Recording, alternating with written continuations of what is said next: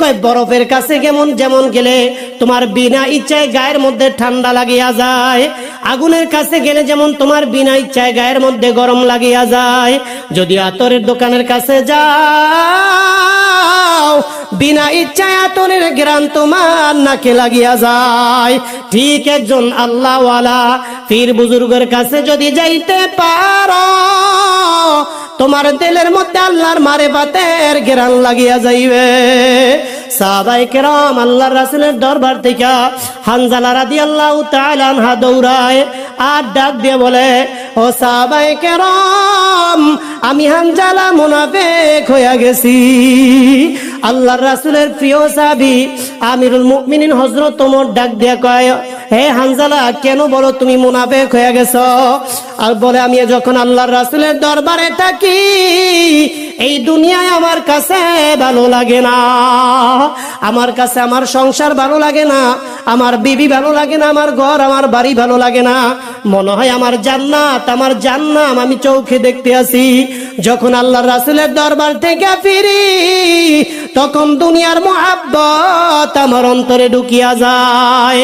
আমিরুল মুমিনিন ওমর ডাক দিয়া কয়, ও হানজালা চুপ কর, এই অবস্থান শুধু তোমার নয়, এই অবস্থানও আমারও তৈরি হয়, চলো আমরা আল্লাহর রাসূলের দরবারে যাই।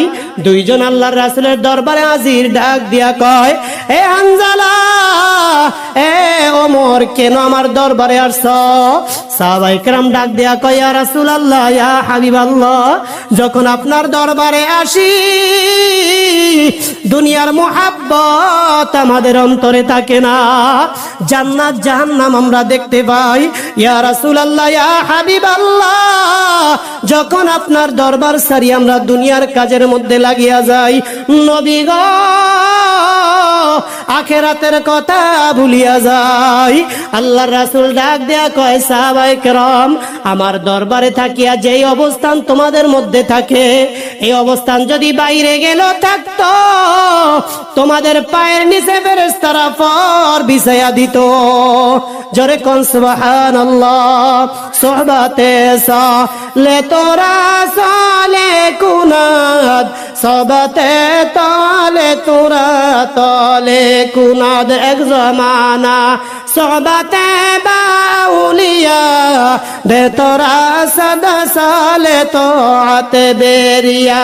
কয়েকজন আল্লাহওয়ালা বুজুর্গের সঙ্গে স্পর্শে কিছু সময় থাকা 100 বছর নফল ইবাদত করার চাইতে উত্তম। জোরে বলি সুবহানাল্লাহ। ইকরাম আরজ করলেন, ইয়া রাসূলুল্লাহ, ইয়া হাবিবাল্লাহ, জান্নাতের বাগান চিনলাম কিন্তু জান্নাতের ফল কোনটা? আল্লাহর রাসূল ডাক দিয়া কয়, সাহাবায়ে কেরাম, জান্নাতের ফল হলো সুবহানাল্লাহ, আলহামদুলিল্লাহ, আল্লাহু আকবার। সবাই বলি সুবহানাল্লাহ। কয় জান্নাতের ফল হলো যে সুবহানাল্লাহ, আলহামদুলিল্লাহ, আল্লাহু আকবার, লা ইলাহা ইল্লাল্লাহ, এগুলো হলো জান্নাতের ফল। তোমরা এটা বেশি বেশি বক্ষণ করিও। সবাই বলি সুবহানাল্লাহ। তা আমরা মাজলিসে বসি ঠিক, মাজলিসে যাই ঠিক, কিন্তু আমাদের জবান স্টপ না। যেখানে সুবহানাল্লাহ বলা দরকার সেখানে সুবহানাল্লাহ বলা, যেখানে আলহামদুলিল্লাহ বলা দরকার সেখানে আলহামদুলিল্লাহ বলা, যেখানে আল্লাহু আকবার বলা দরকার সেখানে কি বলা? আল্লাহু আকবার বলা। যেখানে লা ইলাহা ইল্লাল্লাহু মুহাম্মাদুর রাসূলুল্লাহ বলা দরকার সেখানে সেই কালিমা উচ্চারণ করা। তাহলে কি হবে? এক তো আমাদের জান্নাতের বাগানে বসা হবে, দ্বিতীয় জান্নাতের ফল ভক্ষণ করা হবে। সবাই বলি সুবহানাল্লাহ। তো কুরআনুল কারীমের মধ্যে আল্লাহ বলেন, ইয়া আইয়ুহাল্লাযীনা আমানুত্তাকুল্লাহ, হে ঈমানদার বিশ্বাসী বান্দা বান্দীরা। কাদেরকে বলতেছেন? ঈমানদারদেরকে বলতেছেন। কাদেরকে বলতেছেন? ঈমানদারদেরকে। আরে ভাই, কথা যদি উলামায়ে কেরামের সাথে আপনার জবানে একটু বলেন, এটা কলবে ফিট হয়ে যাবে। এজন্য বলা হয় কোরআন ও হাদিসের আলোচনার মাজলিসগুলা এটা একটা ক্লাস। এই ক্লাসে বসলে চুপ করে বসে থাকতে হয় না। উলামায়ে কেরাম যেটা বলে সেটাকে বলতে বলতে হইলে সেটাকে বলা লাগে। তা আল্লাহ বলতেছেন, ইয়া আইয়ুহাল্লাযীনা আমানুত্তাকুল্লাহ, হে ঈমানদারগণ। কাদেরকে বলতেছেন? ঈমানদারদেরকে কে বলতেছেন? আল্লাহ বলতেছেন, ইয়া আইয়ুহাল্লাযীনা আমানুত্তাকুল্লাহ, হে ঈমানদার বিশ্বাসী বান্দা বান্দিরা, তোমরা আমি আল্লাহকে ভয় করো। কাকে ভয় করার জন্য বলছেন? আল্লাহকে ভয় করার জন্য বলছেন। কে বলছেন? আল্লাহ বলছেন। কাদেরকে বলছেন? ঈমানদারদেরকে বলছেন। কয় ঈমানদারদেরকে কেন আল্লাহ তাআলা আল্লাহকে ভয় করার জন্য বলছেন? ঈমানদার তো এমনি ঈমানদার, আবার ঈমানদারদেরকে কেন আল্লাহকে ভয় করার জন্য বলছেন? কয় কিছু ঈমানদার আছে তারা দাবি করে ঈমানদার, কিন্তু পরিপূর্ণ ঈমানদার আল্লাহর কাছে হইতে পারে না। কথা ঠিক না ভাই? ঠিক। তো ঈমানদার দাবি করে ঠিক, কিন্তু সময় পাইলেই সুযোগ পাইলেই গুনার কাজ করে, আছে না নাই? এমন ঈমানদার গুলারে আল্লাহ বলতেছেন, ঈমানদাররা তোমরা তো আমি আল্লাহর বন্ধু। ঈমানদাররা কার বন্ধু? আল্লাহর বন্ধু। আল্লাহ কার বন্ধু? ঈমানদারদের বন্ধু। বন্ধু বন্ধুকে ভালোবাসেন বিধায় বন্ধুকে ভালো ভালো উপদেশ আল্লাহ সুবহানাহু ওয়া তাআলা দান করেন। যেভাবে দুনিয়ার তুমি বন্ধুকে ভালোবাসো, তোমার মা তোমাকে ভালোবাসে, তোমার মা তোমাকে ভালো ভালো উপদেশ দেন, তোমার বাবা তোমাকে ভালো ভালো উপদেশ দেন, ঠিক আল্লাহ সুবহানাহু ওয়া তাআলা তোমাদের বন্ধু, ঈমানদারের বন্ধু, যাদের মধ্যে ঈমান আছে। ঈমান শব্দের অর্থ হলো বিশ্বাস। যারা বিশ্বাস করে আখিরাতের উপর, যারা বিশ্বাস করে আল্লাহর উপর, যারা বিশ্বাস করে নবীদের উপর, যারা বিশ্বাস করে কিতাবের উপর। আমানতু বিল্লাহি ওয়া মালাইকাতিহি ওয়া কুতুবিহি ওয়া রুসুলিহি ওয়াল ইয়াউমিল আখিরি ওয়াল কদরি খাইরিহি ওয়া শাররিহি মিনাল্লাহি তাআলা ওয়াল বা'সি বা'দাল মাউত। এই গুণের উপর যারা বিশ্বাসী তাদের কি বলা হয়? ঈমানদার। আর এই ঈমানদার হলো আল্লাহর বন্ধু।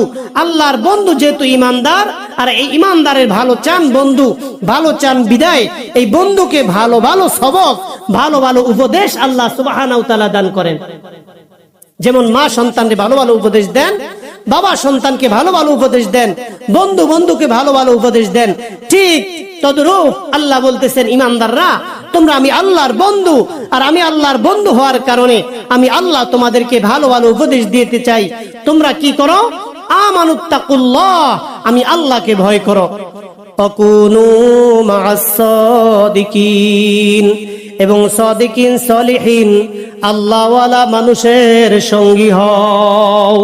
জোরে বলি সুবহানাল্লাহ। কাদের সঙ্গী হওয়ার জন্য বলছেন? আল্লাহওয়ালা সাদিকিন সলিহিন বান্দার সঙ্গী হওয়ার জন্য বলছেন। কয় কেন বলছেন? কয় দুনিয়াদার যেরকম মানুষগুলা একটা চোরের সাথে চললে চোর হয়ে যায়, ঠিক একটা মানুষ যদি গাঁজাখোরের সাথে চলে গাঁজাখোর হয়ে যায়, একটা মদখোরের সাথে চললে একটা মদখোর হয়ে যায়, ঠিক একজন মানুষ যদি আল্লাহওয়ালা মুরব্বিদের সোহবাতে চলে, এই বান্দা একটা আল্লাহওয়ালা হয়ে যায়। জোরে কই সুবহানাল্লাহ।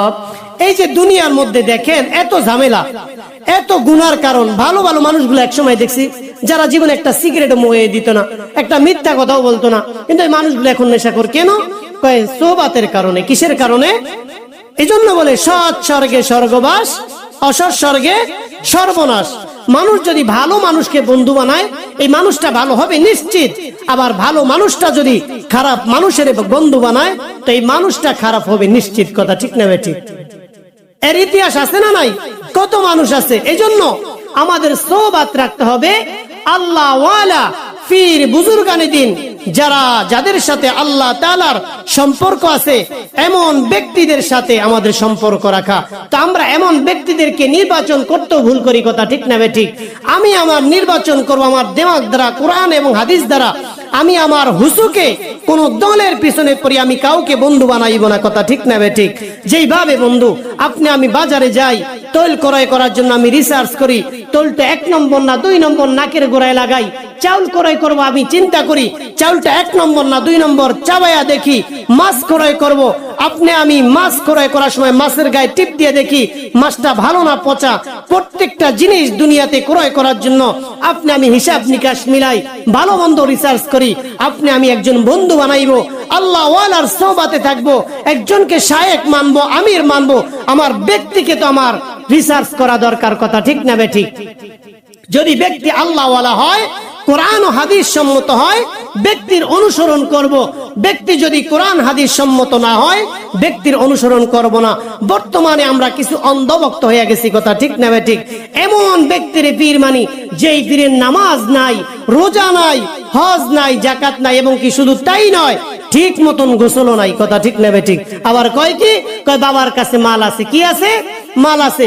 আবার ল্যাংটারও নাকি মানুষ পীর মানে, জোরে কই নাউজুবিল্লাহ। কয় ল্যাংটার কাছে মাল আছে। আরে বেড়া, ল্যাংটার কাছে কি মাল আছে? সে তো পুরো উলঙ্গ হয়ে মানুষের দেখাই দিছে, কথা ঠিক না ঠিক? একজন আল্লাহ ওয়ালা বুজুর্গর কাম ল্যাংটা হওয়া না। যদি বলতেছে আল্লাহর রাসূলের সুন্নতের খেলাফ যদি কোন পীরের মধ্যে থাকে, সে পীর নয়।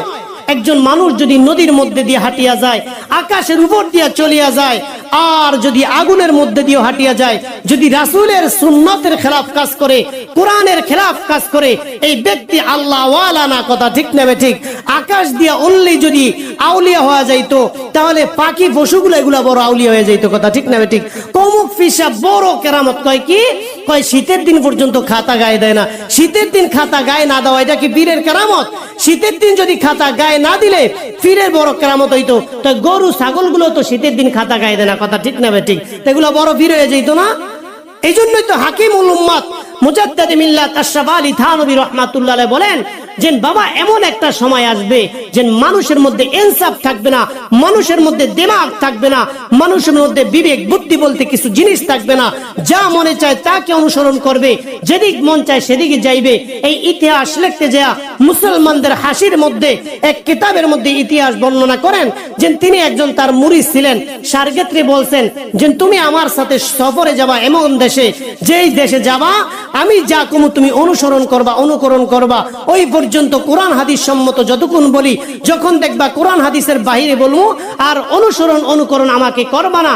ঠিক মুরিদের লয়া এক দেশে সফরে গেছে, সফরে যাওয়ার পরে দেখতেছে ওই দেশের মধ্যে তেলের দাম আর ঘিয়ের দাম সমান। তেলের দাম আর কির দাম সমান? ঘিয়ের দাম সমান।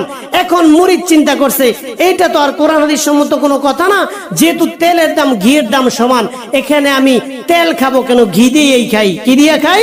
ঘি দিয়া খাই। দেখেন এর দ্বারা কি বুঝাইছে যে থানভী রাহমাতুল্লাহ আলাইহি বলতেছেন যে বাবা খবরদার, তেলের দাম আর ঘিয়ের দাম সমান থাকার কারণে তুমি তেল বাদ দিয়া ঘি খাও না। যেই দেশে তেলের দাম আর ঘিয়ের দাম সমান, সেই দেশে ইনসাফ নাই। সেই দেশে কি নাই? ইনসাফ নাই। আজকে দেখেন বাংলাদেশের মধ্যে সহ বিভিন্ন দেশে শিক্ষিত আর অশিক্ষিত মান মর্যাদা সমান, কথা ঠিক না বেঠিক? বরঞ্চ শিক্ষিতদের মাথার উপর নুন তৈয়া মূর্খরা বড়ই খায়, কথা ঠিক না বেঠিক? ইনসাফ নাই। আর যেই দেশের মধ্যে ইনসাফ না থাকে, সেই দেশের মধ্যে আল্লাহর রহমত বর্ষণ হয় না। তাই মুরিদ পীরের কথা মানে নাই। কার কথা মানে নাই? পীরের কথা মানে নাই। হে তেলের দাম ঘিয়ের দাম সমান পায়া ঘি দিয়ে আলহামদুলিল্লাহ খায়া অনেক মোটা হয়ে গেছে। ওদিকে ওই এলাকার মধ্যে চোরেরা এক রাজার বাড়ি চুরি করার জন্য গেছে। কি করার জন্য গেছে? চুরি করার জন্য গেছে। দেয়াল ভাঙ্গিয়া একজন চোর দুনিয়ার থেকে বিদায় হয়ে গেছে। এখন চোরের মামলা, রাজার নামে কেন দেয়াল নরম করিয়া বানাইলো?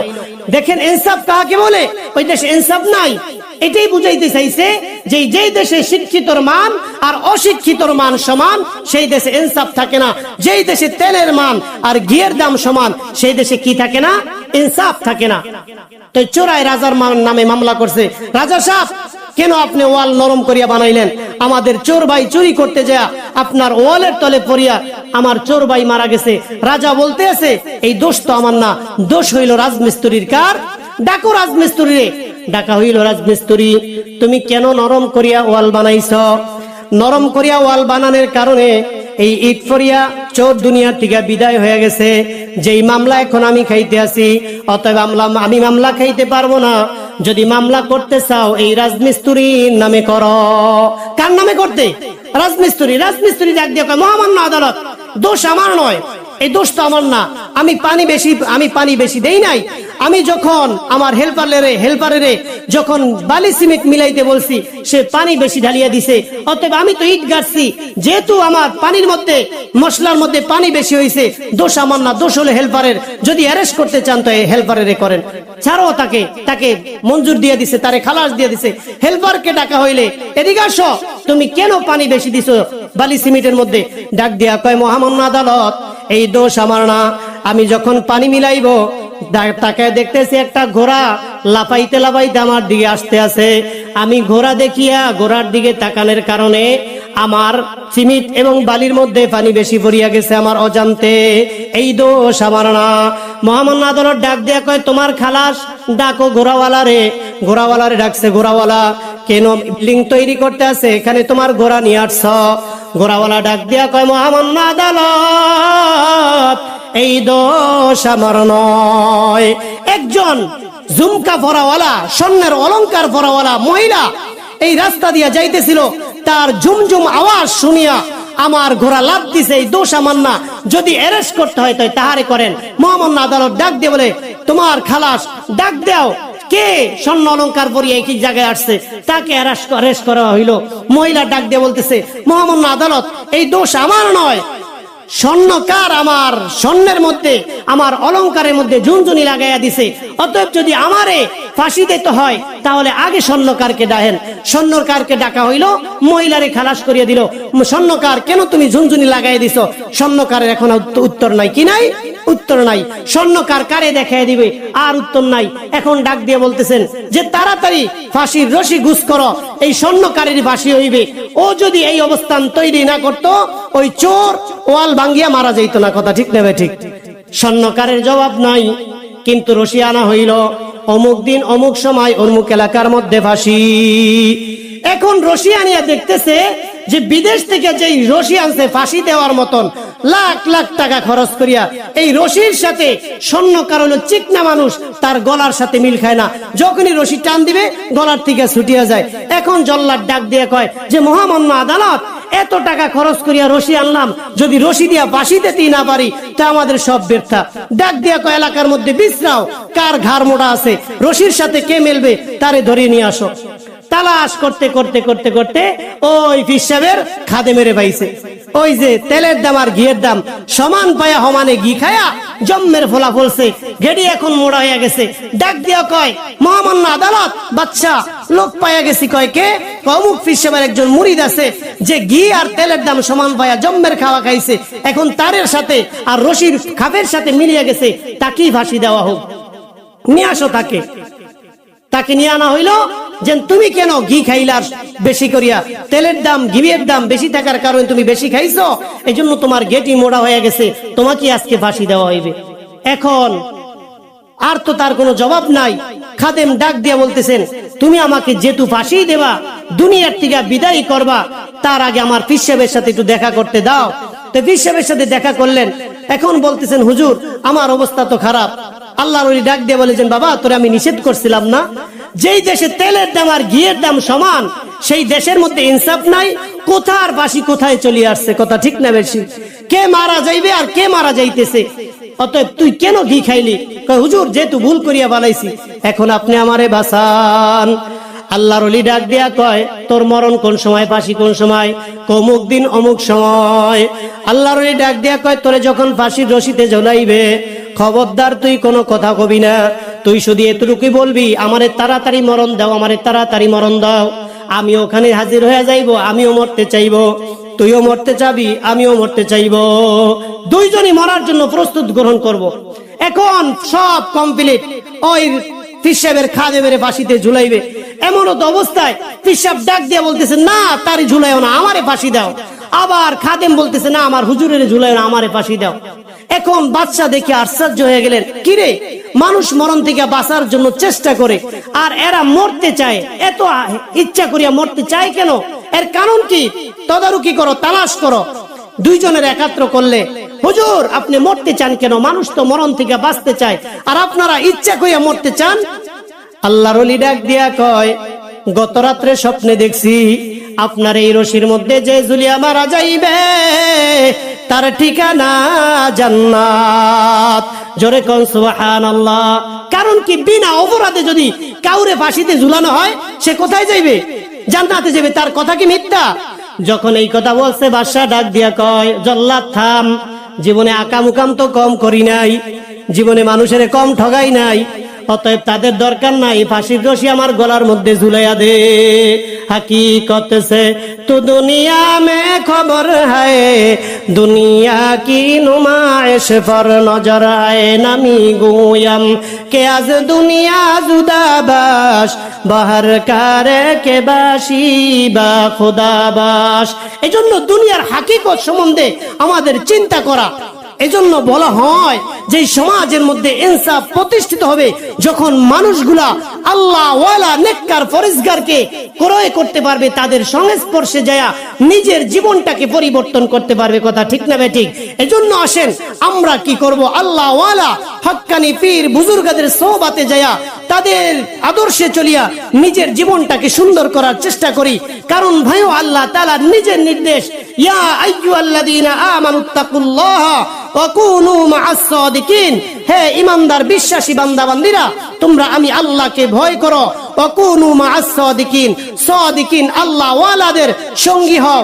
এর দ্বারা কি হবে, কয় বরফের কাছে যেমন গেলে তোমার বিনা ইচ্ছায় গায়ের মধ্যে ঠান্ডা লাগিয়া যায়, আগুনের কাছে গেলে যেমন তোমার বিনা ইচ্ছায় গায়ের মধ্যে গরম লাগিয়া যায়, যদি আতরের দোকানের কাছে যাও বিনা ইচ্ছায় আতরের ঘ্রাণ তোমার নাকে লাগিয়া যায়, ঠিক একজন আল্লাহওয়ালা পীর বুজুর্গের কাছে যদি যাইতে পারো তোমার দিলের মধ্যে আল্লাহর মারিফাতের ঘ্রাণ লাগিয়া যাইবে।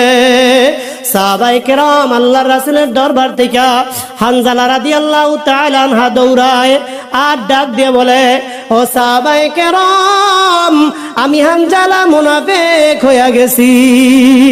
আল্লাহর রাসূলের প্রিয় সাহাবী আমিরুল মুমিনিন হযরত ওমর ডাক দিয়ে কয়, হে হানজালা কেন বলো তুমি মুনাফিক হয়ে গেছো? আর বলে, আমি যখন আল্লাহর রাসূলের দরবারে থাকি এই দুনিয়ায় আমার কাছে ভালো লাগে না, আমার কাছে আমার সংসার ভালো লাগে না, আমার বিবি ভালো লাগে না, আমার ঘর আমার বাড়ি ভালো লাগে না, মনে হয় আমার জান্নাত আমার জান্নাম আমি চোখে দেখতে আছি। যখন আল্লাহর রাসূলের দরবার থেকে ফিরি তখন দুনিয়ার মুহাব্বত আমার অন্তরে ঢুকিয়া যায়। আমিরুল মুমিনিন ওমর ডাক দিয়া কয়, ও হানজালা চুপ কর, এই অবস্থান শুধু তোমার নয়, এই অবস্থানও আমারও তৈরি হয়। চলো আমরা আল্লাহর রাসূলের দরবারে যাই। দুইজন আল্লাহর রাসূলের দরবারে হাজির, ডাক দিয়া কয়, এ হানজালা এ ওমর কেন আমার দরবারে আসছো? সাহাবায়ে কেরাম ডাক দিয়া কয়, ইয়া রাসূলুল্লাহ ইয়া হাবিবাল্লাহ যখন আপনার দরবারে আসি দুনিয়ার মুহাব্বত আমাদের অন্তরে থাকে না, জান্নাত জাহান্নাম আমরা দেখতে পাই। ইয়া রাসূলুল্লাহ ইয়া হাবিবাল্লাহ যখন আপনার দরবার সারি আমরা দুনিয়ার কাজের মধ্যে লাগিয়া যাই, নবী গো আখিরাতের কথা ভুলিয়া যাই। আল্লাহর রাসূল ডাক দেয়া কয়, সাহাবায়ে কেরাম আমার দরবারে থাকিয়া যেই অবস্থান তোমাদের মধ্যে থাকে এই অবস্থান যদি বাইরে গেল থাকতো তোমাদের পায়ের নিচে ফেরেশতারা ফর বিছায়া দিত। জোরে কোন সুবহানাল্লাহ। সোহবাতে সালে তোরা সালে কুনাদ, সোহবাতে তালে তোরা তালে কুনাদ এক জমানা, সোহবাতে বাউলিয়া বেতরা সদা সালে তোআতে বেরিয়া। কয়েকজন আল্লাহওয়ালা বুজুর্গের সঙ্গে স্পর্শে কিছু সময় থাকা 100 বছর নফল ইবাদত করার চাইতে উত্তম। জোরে বলি সুবহানাল্লাহ। এজন্য আসেন আমরা আল্লাহ ওয়ালা হক্কানি পীর বুজুর্গদেরকে আমরা অনুকরণ করি, তাদের সোহবাতে যায় নিজেকে পরিশুদ্ধ করি। তবে খবরদার আল্লাহ ওয়ালা পীর বুজুর্গর নামে যারা ভণ্ড বেদাতি আছে তাদের থেকে আমরা হেফাজত থাকি। কথা ঠিক না ঠিক? কারণ এখন যতটুকু ঈমান আছে যদি বেদাতীদের কাছে যায় আমাদের ঈমান ততটুকু নষ্ট হয়ে যাবে। কথা ঠিক না ঠিক? এজন্য বলা হয় লা তাআতা লি মাখলুকিন ফি মাসিয়াতিল খালিক। আমি আমার আল্লাহকে মানি, আমি আমার পীরকে মানি। আমার পীর যদি আমার আল্লাহর হুকুম নবীর তরিকা মানে, আমি আমার আমিরকে মানি। আমার আমির যদি আল্লাহর হুকুম নবীর তরিকা মানে, আমি আমার নেতাকে মানি। আমার নেতা যদি আল্লাহর হুকুম নবীর তরিকা মানে, আমি আমার শায়েখকে মানি। যদি আমার শায়েখ আল্লাহর হুকুম নবীর তরিকা মানে, যখন দেখবো আমার শায়েখ আল্লাহর হুকুম নবীর তরিকা মানবে না, আমি মুসলমান হিসাবে তাকে মানবো না। যখন দেখবো আমার পীর আল্লাহর হুকুম নবীর তরিকা মানবে না, আমি আমার পীরকেও মানি না। যখন দেখবো আমার নেতা আল্লাহর হুকুম নবীর তরিকা মানে না, আমি আমার নেতাকেও মানি না। কথা ঠিক না ঠিক? কারণ আল্লাহর রাসূল বলছেন, মান তাশাব্বাহা বিকওমিন ফাহুয়া মিনহুম, যার সাথে যার মুহাব্বত তার সাথে তার কিয়ামত। আজকে আমি যাদেরকে অনুসরণ করব, মুহাব্বত করব, তাদের সাথে আল্লাহ সুবহানাহু ওয়া তাআলা আপনাকে আমাকে কিয়ামতের ময়দানে উঠাইবেন। অতএব আমি যাকে অনুসরণ করি, আমি যার সংস্পর্শে চলি, নিজের কাছে নিজে প্রশ্ন করি, তারা কি কিয়ামতের ময়দানে মাপ পাইবে? যদি মাপ পাওয়া যায়, আপনি আমিও মাপ পাওয়া যাইব। কথা ঠিক না ঠিক? আর যদি কিয়ামতের ময়দানে তার যারা ধরা খায়, তাদের কারণে আপনার আমারও ধরা খাওয়া লাগবে। তারা যদি জান্নাতের মেহমান হয়ে যায়, আপনি আমিও জান্নাতের মেহমান হয়ে যাইব। এজন্য এমন নেতার অনুসরণ করব যারা আল্লাহ এবং আল্লাহর রাসূলের সুন্নাত তরিকা নিজের জিন্দেগিকে সাজায়। কথা ঠিক না ঠিক? আল্লাহ সুবহানাহু ওয়া তাআলা আমাদের সবাইকে সৎ মানুষের ইতাআত করিয়া নিজের জীবনকে পরিশুদ্ধ করার তৌফিক দান করুক। সবাই বলি আমিন।